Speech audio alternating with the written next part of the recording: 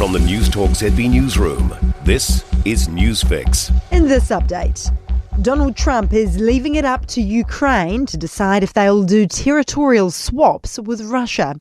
The US president has made it clear he won't be happy if today's high-profile meeting with Vladimir Putin in Alaska doesn't end in a ceasefire. Trump says he's not there to negotiate for Ukraine, but rather to get Putin to the table. Vladimir Putin wanted to take all of Ukraine. If I wasn't president, he would right now be taking all of Ukraine, but he's not going to do it. Ukraine hasn't been invited to this morning's meeting, but President Volodymyr Zelensky says he's counting on America. A large show of support is expected at today's funeral for a baby discovered at a recycling plant in Auckland 4 years ago. Police were never able to identify her or track down her family. Following the release of her body earlier this year, locals have pulled together to farewell the baby they've named Anahera.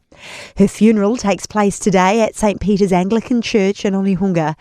Local councillor Josephine Bartley says the response has been overwhelming. The Auckland Gospel Choir will be singing Woolworths Onehunga. They're dropping off some water bottles, some muffins and cakes and fruit.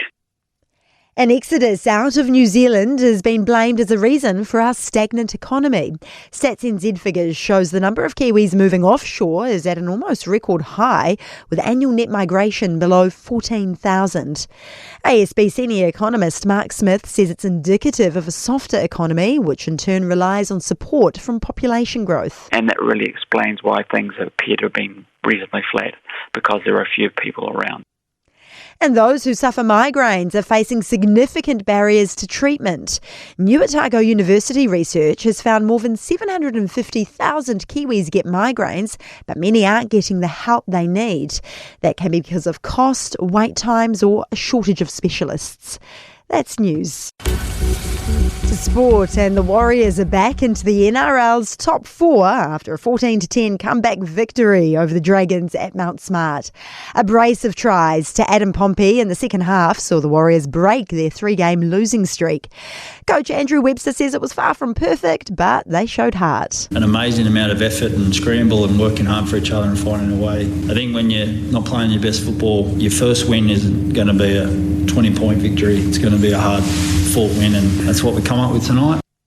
Meanwhile, the Bulldogs' hopes of a top two regular season finish are in tatters after a humbling 32-12 loss to the Roosters in Sydney.